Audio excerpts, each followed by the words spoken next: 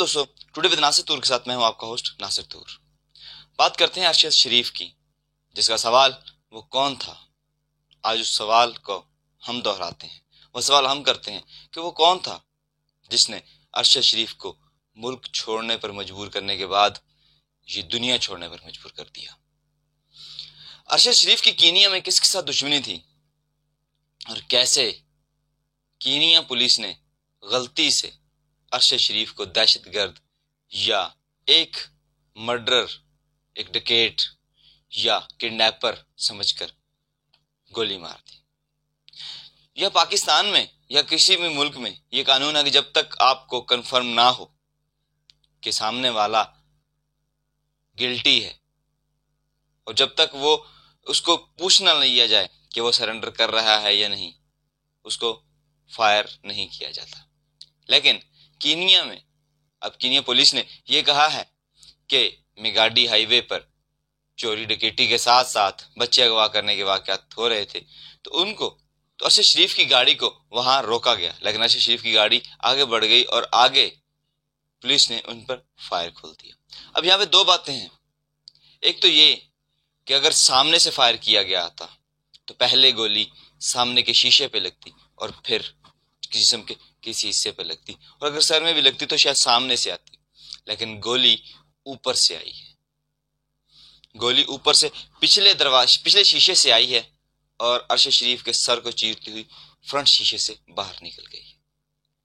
अरशद शरीफ के साथी का यह भी कहना है कि उनको ये रास्ते पर पत्थर मिले हुए, रास्ता बंद मिला था, जिस वजह से उन्होंने गाड़ी ना रोकने का फैसला किया, क्योंकि इससे उन्हें महसूस हो गया था कि अगर वो रुकेंगे तो उनके साथ कुछ ऐसा ही होगा। लेकिन मर्डरर्स ने मुकम्मल इंतजाम किया हुआ था कि अगर वो रुके तो उनको वहां पर खत्म कर दी जाएगा। अगर वो नहीं भी रुकते तो स्नाइपर मौजूद था जिसने उनको इस दुनिया फानी से रुखसत किया। कि जिस तरह से जमाल खशोगी का कत्ल का तहकीकात की गई थी, चाहे कातिल तो उनके भी नहीं मिले, लेकिन दुनिया के सामने कातिल एक्सपोज जरूर हुए। चाहे उनके कातिलों ने उनके घर वालों को पैसे देकर उनका मुंह बंद करवाया, तो क्या इसी तरह से अरशद शरीफ की कत्ल की तहकीकात होंगी? इससे पहले औरिया मकबूल जान, आज से 3 महीने पहले जब उन्होंने चैनल छोड़ा तो उस वक्त औरिया मकबूल जान को भी यही कहा गया था कि आप कीनिया शिफ्ट हो जाएं, सस्ता मुल्क है और पुरअमन भी। शायद कीनिया में कुछ जरूर है।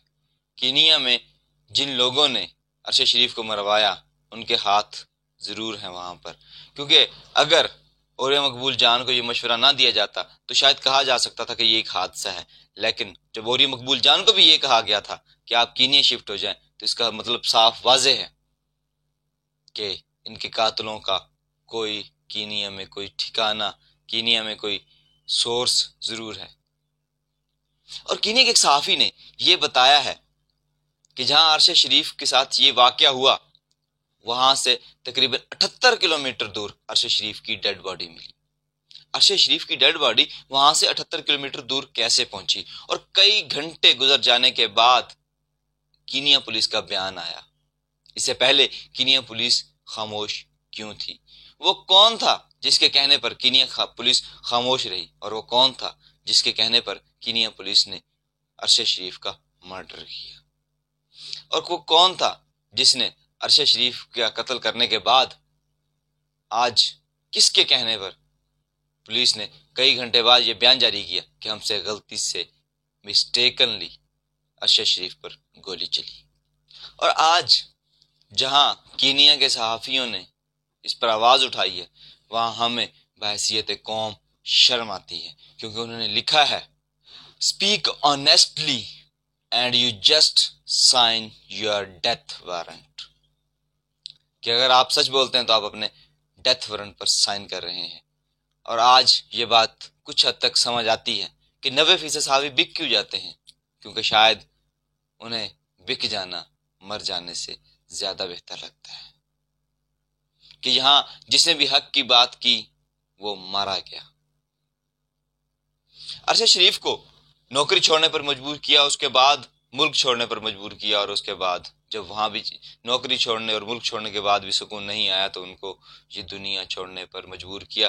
और ये अब साफ वाज़ेह है कि ये वही करप्ट लोग हैं وہی کرپٹ لوگ ہیں جن کی ڈاکومنٹری وہ نیٹ فلکس پر دینے والے تھے، جن کا کچا چھٹا انہوں نے سنبھال رکھا تھا اور وہ چند دنوں میں اس کو اپلوڈ کرنے والے تھے۔ اس سے پہلے کہ وہ ان کی ویڈیوز اپلوڈ کرتے، انہوں نے ان کا پتہ ہی صاف کر دیا۔ مگر ایسا کرنے والے شاید یہ بھول گئے ہیں کہ یہ دنیا مکافات عمل ہے، یہاں اگر کسی کے ساتھ کیا ہے تو ان کے ساتھ بھی ضرور ہوگا، اور یہاں نیچے کچھ عدالتیں ہیں، اگر وہ انصاف نہیں دیتی تو اوپر ایک عدالت ضرور ہے، اور یہ لوگ شاید مرنا بھول چکے ہیں کہ انہوں نے نہیں مرنا۔ جیسے کل کی ویڈیو بھی میں نے کہا تھا کہ کتنے مارو گے، کب تک مارو گے، کیا تم نہیں مرو گے؟ ارشد شریف شہید خود تو اس دنیا سے چلے گئے، لیکن بہت سے سوال چھوڑ گئے ہیں، اور ہمارے لیے ایک اہم سوال کہ وہ کون تھا۔ اور اب انشاءاللہ یہ تمام صحافی برادری سے بھی میں ریکویسٹ کرتا ہوں کہ وہ سب یہ سوال ضرور کریں کہ وہ کون تھا، کیونکہ اگر ارشد شریف خطرے میں تھا تو شاید عمران ریاض خان بھی خطرے میں ہے، اور یہ مقبول جان بھی خطرے میں ہے، اور باقی تمام صحافی، چاہے وہ ارشاد بھٹی ہو، چاہے وہ کوئی بھی صحافی ہو جو حق کی بات کرے گا، وہ خطرے میں ہے۔ تو سارے صحافیوں کو اکٹھا ہونا چاہیے اور سب صحافی حق کے ساتھ کھڑے ہوں، کیونکہ یہ نہیں دیکھا جائے گا کہ آپ کہاں کھڑے تھے، دیکھا یہ جائے گا کہ حق پہ کون تھا اور حق کے ساتھ کون کھڑا تھا، کیونکہ ہمیں اس جہان کے ساتھ ساتھ اگلے جہان بھی جانا ہے اور وہاں بھی منہ دکھانا ہے۔ پھر کہیں وہی بات نہ ہو کہ کعبے کس منہ سے جاؤ گے غالب، شرم تم کو مگر نہیں آتی۔ ارشد شریف شہید، ان کا کہنا تھا کہ ممکن ہے کہ میرا سر نہ ملے گا لیکن تمہیں میری آنکھوں میں ڈر نہ ملے گا۔ ایک چھوٹی سی غزل ارشد شریف کی شہید کے لیے۔ لکھنے والوں قلم چھپا لو، بولنے والوں زبان سنبھالو، سوچنے والوں عقل مٹا لو، سننے والوں سنتے جاؤ، مستی میں سر دھنتے جاؤ، دیکھو کیسا اندھیر مچا ہے، جابروں نے یہ سوچ لیا ہے، غائب کرو یا مار کے پھینکو، کوئی یہاں پر جی نہ پائے، کوئی یہاں پر بول نہ پائے، کوئی یہاں پر سوچ نہ پائے۔ لیکن ہمیں سوچنا ہے اور ہمیں بولنا ہے اور ہمیں جینا بھی ہے۔